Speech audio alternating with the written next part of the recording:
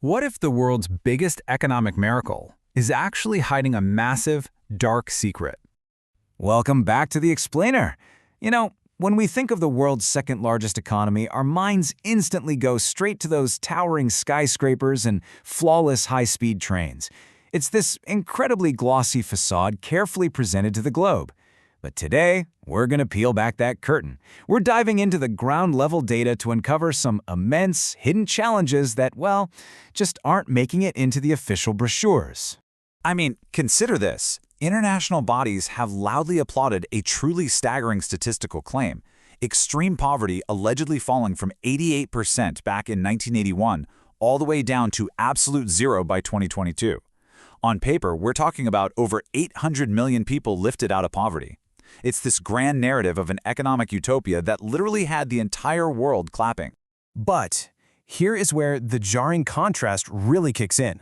On one hand, we've got the official 2020 declaration of 0% extreme poverty. On the other hand, viral reports and ground-level observations are showing us a totally different world. We're seeing urban parks filled with tent dwellers, families struggling, and desperate accounts of people literally forced to sell their blood just to make rent. So how on earth do we reconcile a poverty-free declaration with this daily fight for outright survival? Let's get right into Section 1, the poverty eradication myth. So how exactly was this 2020 milestone achieved? Well, critics argue it was largely done by redefining poverty itself. The new categorization was based strictly on crossing a mathematical income line, entirely ignoring a lack of basic healthcare, adequate education, and permanent jobs, meaning someone might technically cross that magic threshold in the official ledger, but their fundamental day-to-day survival challenges, those remain completely unchanged. And to maintain this pristine image, local authorities actively clear out struggling folks who are sleeping in cars, parks, or under bridges. These individuals are frequently reclassified under really bureaucratic terms like dispersed persons. By simply changing the terminology and moving people out of sight, the true scale of homelessness pretty much just vanishes from the official statistics. Moving on to Section 2, Ghost Cities and the Property Crisis. 30%.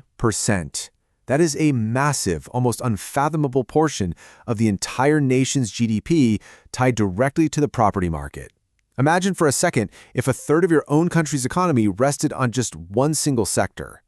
When a foundation that dominant begins to crack and major companies start defaulting, the ripple effects are absolutely catastrophic. Which leads us to this staggering figure, 80 million. That's the estimated number of homes currently sitting unsold or vacant. Just to put that into perspective, that is enough empty homes to house the entire population of Germany. Entire sprawling metropolises, which you've probably heard called ghost cities, have been built from the ground up, yet they sit completely empty because nobody wants to, or frankly can't afford to, live in them.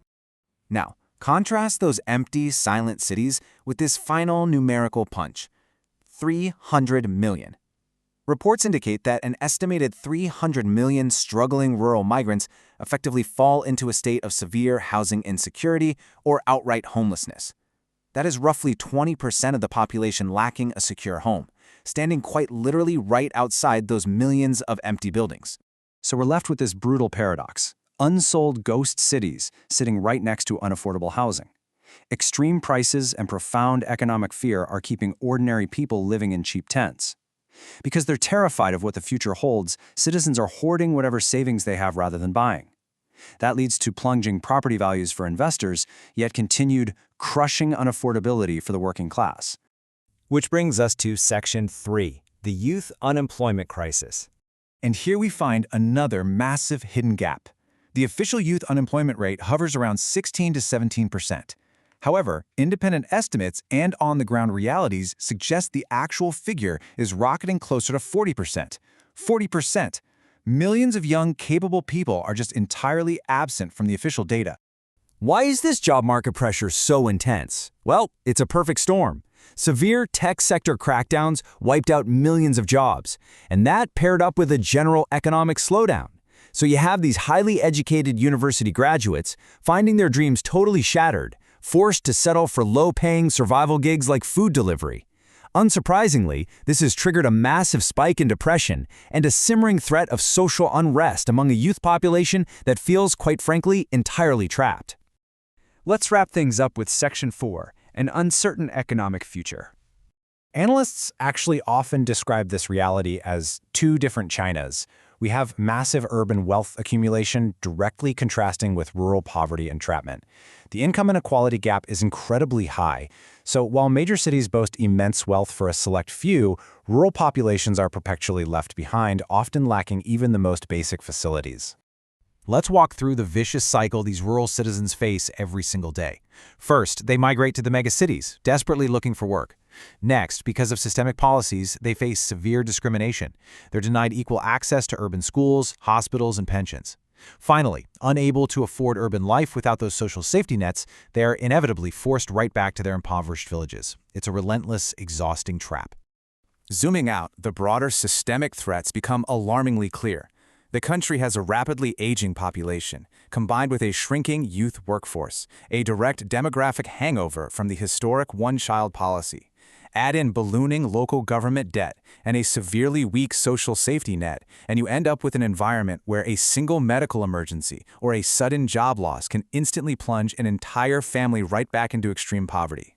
Look at how quickly this narrative has shifted over just the last decade. In 2012, a targeted poverty alleviation program aggressively kicked off. By 2020, extreme poverty was officially declared eradicated. But literally just 1 year later, that massive property market crash began, and now, looking ahead to 2026, the GDP growth target has been slashed to just 5%. That is a historic stagnation for an economy completely used to explosive, unchecked growth. The absolutely crucial takeaway for us is this. We are looking at progress on paper, but a desperate daily struggle for survival on the ground. While official reports and international observers celebrate a zero-poverty utopia, the impartial data on homelessness, crushing debt, and staggering youth unemployment paints a radically different, highly complex reality that simply cannot be ignored. All of this leaves us with one critical question to ponder. If the world's second-largest economy is heavily built upon these hidden struggles and systemic vulnerabilities, what happens when the illusion finally breaks?